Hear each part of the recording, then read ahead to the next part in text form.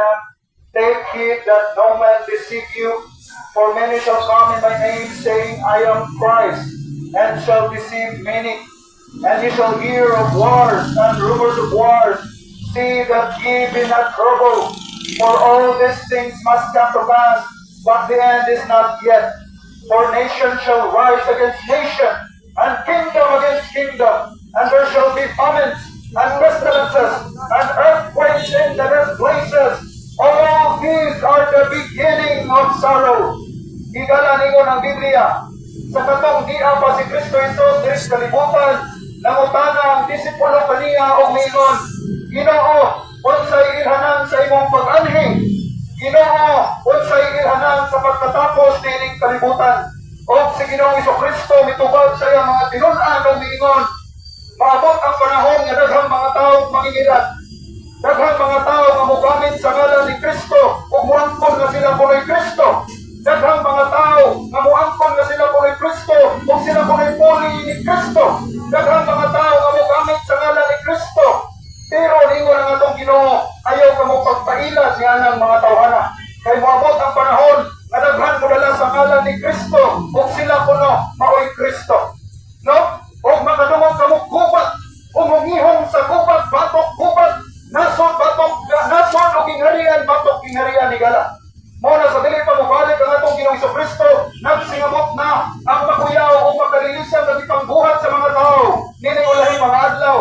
Huwag na ako'y mga krisis, mga kagutom, ano na sa mga laylaing sakit na makamatay, o ano na mga linok sa laylaing dapit sa dili pa mabalik ang atong Ginoong Jesucristo. Huwag ningon ang atong Ginoo, ayaw ka mo pagkabalakang kay dili pa ni mao. Ang pagkatapos sa kalibutan, nagsugod pa lamang kini ang kasakit.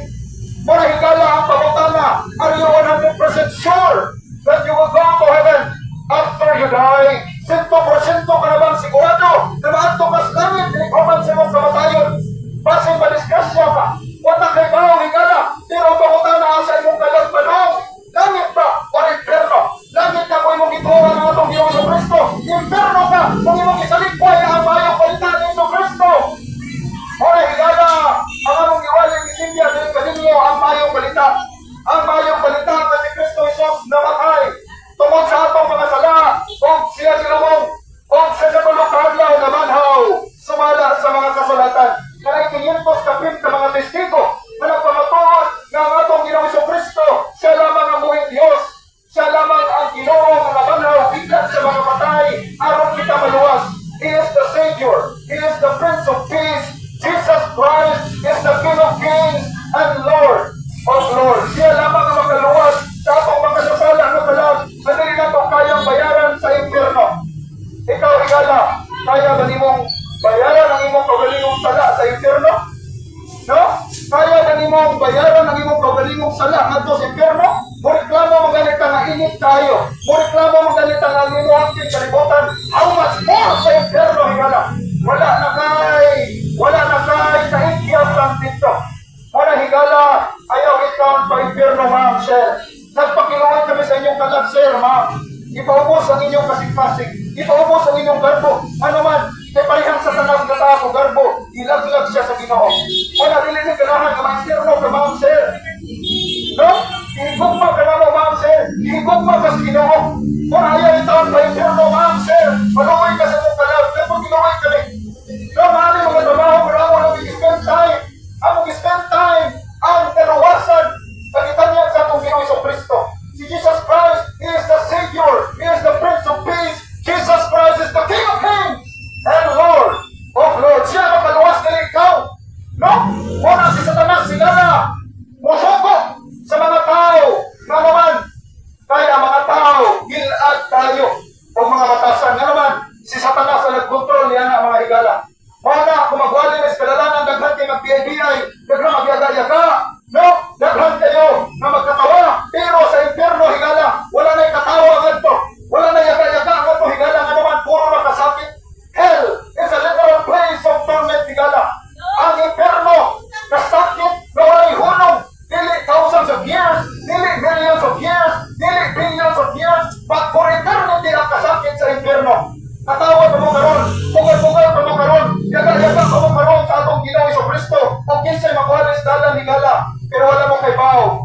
madulong inyong kalag. Muna magpasalamat lang na magwalis kadalanan. Ano man kay Jesu Cristo ang atong Ginoo. He is the street preacher. He is the greatest street preacher of all. Ang atong Ginoo mismo nga may nagbuhat kanimo sa langit higala o sa yuta. Siya nagbuhat kanimo ang kanato. Si Kristo Jesus mo nagbuhat sa langit o sa yuta. Siya mo ginag-anto sa cross sa Calvario higala. Pero siya gibuhat sa mga tao. Giyaga-yaga ang unsay gibuhat kang sa atong Ginoo Jesu Cristo sa cross sa Calvario. Giyaga-yaga ang gospel o mayong balita sa kaluwasan sa atong kalag. Para higala ang kaluwasan sa atong kalag. Nagiunsa na si Kristo Jesus namatay tungkol sa atong sala. Kadali na itong kayang bayaran. Kung ang intraskuhin pagkadawata sa ligi si Jesu Cristo higala. Para maatong ka sa langit. Simpuro ng kaluwasan higala. Dawata o sa ligi ang atong Ginoong Jesu Cristo. Dili sa itong mayong buhat na naman. Pasing daghan magpasigar po higala. Muna karon, kung nakapaminaw ka sa mayong balita, please, nagpakiluwi kami sa inyo. Ayaw pa impyerno higala. Ayaw ang taon sa impyerno. Nagpakiluwi kami sa inyo mga kalag. Nalisod kayo ang impyerno higala. Hell is a literal place of torment. Muna si Kristo Jesus namatay tungkol sa atong mga sala. Kaya ikaw o ako, makasasala at tubangan sa Ginoo. Ikaw o ako, dili mayong tao. Ikaw o ako, dili buhutan at tubangan sa Ginoo. Muna kinahanglan kita ng luluwas. And the Bible says in Romans chapter 3 verse 10, as it is written, there is none righteous, no, not one. And the Bible says in Romans chapter 3 verse 23, for all have sinned and come short of the glory of God.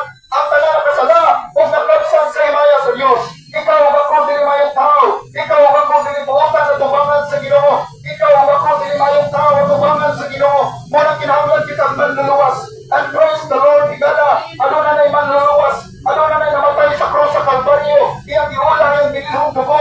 Siya ginubungog sa katulong sa adlaw na banhaw para kita maluwas. Ang atong response lamang sa Ginoo, ang pagtuo, ang pagsalig, o ang pagdahon kang Kristo Jesus na siya rin makaluwas sa atong makasasala, matalag. Madali na itong kayang bayaran ngadto sa impyerno higala. Try ko no, sawayin ko no bayad sa imong sala ngadto sa impyerno, makakaya ba ka? No? Mureklamo magalit ka na init ng panahon, mureklamo magalit ka alimuot ang kalibutan, how much more sa impyerno? Alimuot kay impyerno higala. No? Pila ka na ka-Fahrenheit o Celsius dito, o degrees sa kainit. How much more sa impyerno? Pero ikaw, sige lang kang katawa, sige lang kang yaga-yaga, sige lang kang kanang bugal-bugal sa mga magwawalis kadalanan. Nagpasalamat ganito ang hanapay na wali. No? And the Bible says, the harvest are plenteous, but the laborers are few. Daghan kayo, harbisonong mga kalag, ato sa impyerno, pero wala'y nagwali. Muna mga tao, ihas sa Bible, wala kay bawang sa Biblia, wala kay bawang sa para maluwas ang ilang kalag, gikan sa kalayo sa impyerno. Muna magpasalamat ang anay, magwalis kadalanan. No? Dili ka magagayaga, dili ka magbugal-bugal, higala. Kaya ang kaluwasan, anay, dili sa pulong sa Ginoo. Kasi Kristo Jesus namatay, tungkol sa atong mga sala, na siya'y nagbayad o nag-ula sa dugo, para maluwas na o malamig kitang tanan. Pero kung sa gibuhat sa mga tao, nagyagayaga, at tumusalig silang relihiyon na nila makaluwas, at tumusalig silang profesyon, at tumusalig silang edukasyon o kwarta, bahandi, na nila makaluwas.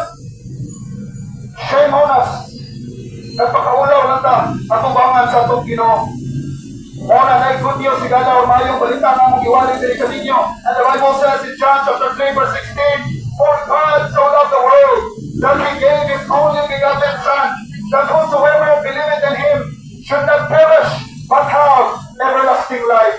Tungkol sa lakong bugma sa itong Ginoo din ka nato, iyang gihatag iyang tuktong ipakataong anak na mo si Kristo Jesus. Kung sa isang kinsa, ang mutuong musalig kang Kristo Jesus, dili kaya malaglag na ito sa linaw kakalayo sa impyerno, apan makabato ng kinabuhing dayon, nagto sa langit higala. And the Bible says in Romans chapter 5 verse 8, but God commended His love toward us, in that while we were yet sinners, Christ died for us.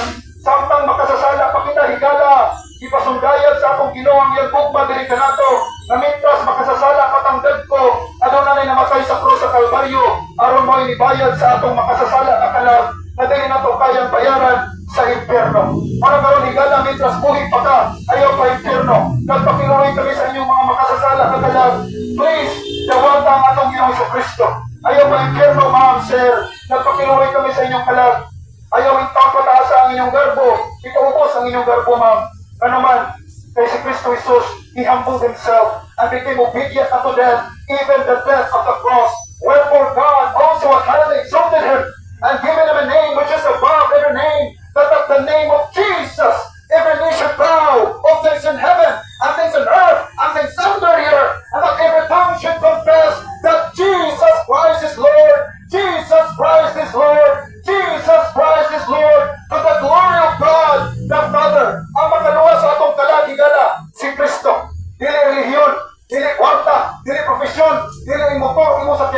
gihosanlat nimo, dili mo edukasyon na makaluwas, dili mo pagkabuutan tunuhay. No! We are all sinners. We need a Savior. Makasasala ang tanan, kinahanglan tagman luluwas. Thanks God, praise the Lord, nga naay namatay sa cross, si Kristo Jesus, iyang giulang iyang dugo para kita maluwas, o siya gilubong ng nabanhaw, para kita pagamatarungon at tubangan sa Ginoong Diyos Amahan. Praise the Lord, nga doon ay manluluwas. Gawata si Kristo Jesus nga may mong manluluwas. Ayaw sa kamatay, ma'am, sir. Ayaw itong pagtuo sa imong relihiyon, nga naman kaya relihiyon negosyo. Please, ayaw itong pagka-impet ang impyerno, ma'am, sir. Nagpakiluwi kami. Kung pwede lang mohilak sa inyong atubangan, ayaw itong pa-impyerno, sir. Ayaw pa-impyerno, ma'am. Dawata si Kristo Jesus karon dayon. Please, dawata sa ligis siya na siya'y manluluwas sa imong kala. Praise the Lord. Jesus saves sinners. Jesus loves you. Jesus died for you. And to God be all the glory. Amen. Sa Diyos ang himaya, mga igala. Igala kung ikaw ang nakabot sa mensahe karong kagabion na pagkanan na magwawali. Walay lain na among ipataas diri kundi ang pangalan sa atong Ginoong Diyos na si Kristo Jesus. Tungod kay si Kristo Jesus lang ang Diyos ug manluluwas, mga igala. Kung ikaw nakakabot karon